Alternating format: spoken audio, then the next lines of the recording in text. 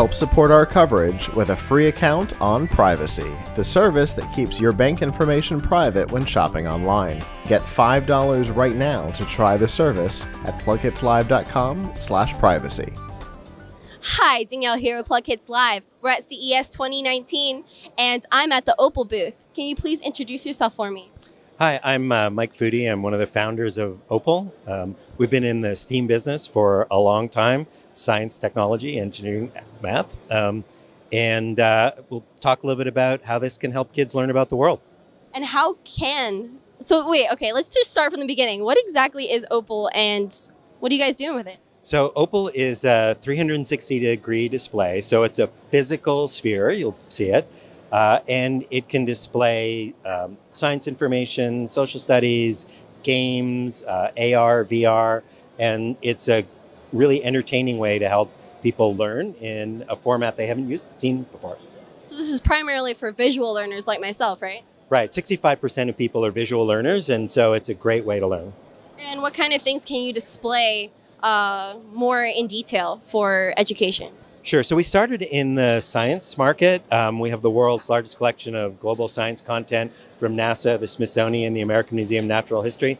So there are all sorts of different things about our world, whether it's why we have the day and night cycle, World War II troop movements, language around the world. It's a broad variety of different subjects, anything to do with the world. And what are you looking forward to in the future of education with Opal? Well, I think that getting kids excited about learning is really where we focus, taking learning and making it a game that gives people those aha moments that really make them want to learn. That's what we try and focus on. Yeah, and what's your favorite visual of the education? So my favorite visual, I think, is the day-night cycle and the seasons. It's so hard to understand. Harvard graduates were surveyed, and 74% of them got the wrong answer about why it was colder in the winter. So that's the kind of thing we really like. It's visual, it's something that everybody can relate to, and even we can make even third graders smarter than a Harvard graduate. That's incredible. And what else do we have here that Opal can do? So I think for this, I'll introduce my partner, Keith Arem. He's was a talent director on Call of Duty, Spider-Man, a lot of different gaming aspects that you see every day. And he can talk about that aspect of the product. So the gaming aspect. The gaming aspect, the AR aspect as well. Awesome, thank you. All right, thank you.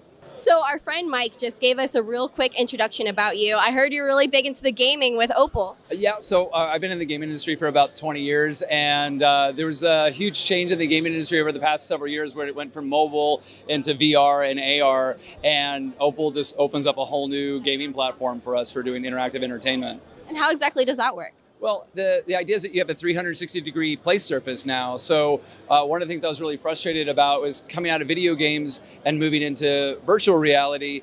You're wearing a headset and it's strapped to your head, and it's great because it's an immersive world and you're in this 360-degree bubble.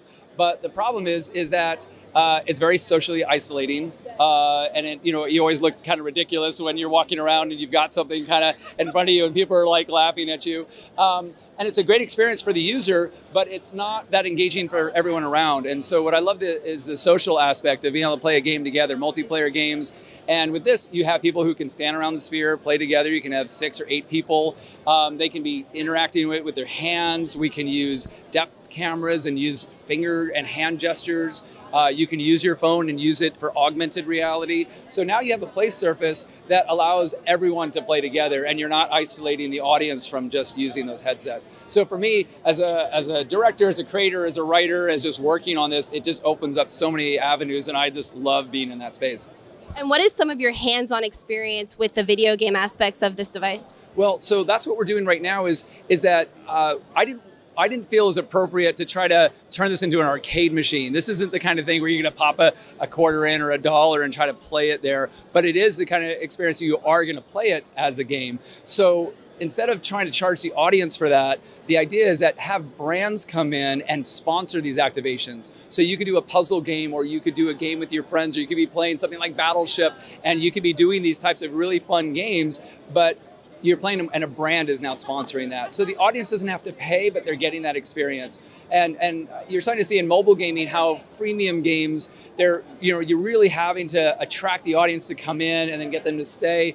And sometimes it takes away from the experience. And this, I think, adds to the experience because you have this social engagement and this beautiful, stunning 360-degree play surface.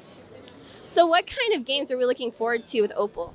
I think you're going to see amazing activations that are going to start to take advantage of what mobile can do and also what all the new virtual reality activations are doing. A lot of virtual reality location arcades are now bringing us in to be able to engage their audiences into their activations because you see these people at the mall and they're wearing a virtual reality headset and you have no idea what they're doing. So here, by watching us, they can not only watch that, but they can also participate and they can actually monetize that audience by having them participate and play those virtual reality games without having to strap on a headset. So I think you're going to see all sorts of activations for puzzle games, for quests, for multiplayer games, and you're going to see brands now investing in content as opposed to just giving you an advertisement. They're going to give you a game experience where you're going to really feel part of their brand and not feel like you were just being marketed a message. You really feel like you are having a better experience because of that.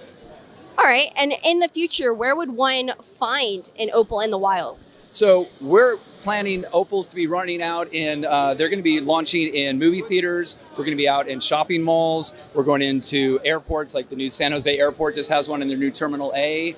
We're going to be in auto dealerships. We're going to be in anywhere where you're going to see mass engagement of people where they're looking to be entertained while they might be waiting for a train or at an airport. So that's a great way where brands can offer their messaging, but the audiences can also feel like they're being, entertained with our content. Yeah, exactly. Yeah. And what are the price points on these? So those vary. So we have two different models. They're really designed for mass rollouts. We're doing installations from 200 to 2,000 units, and the prices drop drastically when we have those kind of numbers. But they run anywhere from $30,000 to $80,000 for a system here, and they all go up to 6 feet. And we have installations in museums and other areas all around the world. So for those, we can do custom installations and really do some really amazing things where we can have the audiences interact and also be educated, which is great. That's the nice part is bridging entertainment and education. And you start to go into places like the Smithsonian or NASA or other places where they have really compelling content, but the audiences want to have that agency. They want to have the idea of being able to engage with that content, not just be told a message. So that's where I think this is a great hybrid of that technology and that type of entertainment. Will they also be available to any kind of consumer? That's our goal. Our goal is to really have consumer units, and that's really where we see the future of this, is having a home unit where you can play, and this is going to be for photos and for social media and for 360 conference calling. That's really where you're going to see the future of Opal, and that's what I think our future in the next few years is really going to be focused on. All right, fantastic. And where can our viewers go to find out more information about Opal? So you can go to opal.com for more information, and that's got sort of a whole overview of our installations and pictures. The company's been around for a number of years, and now that we're rebranding as Opal, you can kind of see our history and where the direction of the company is going. Fantastic. Thank you so much for taking the time to speak with me today. Thanks for having me. I appreciate it. For continuing CES 2019 coverage, stay tuned to plughitzlive.com/CES.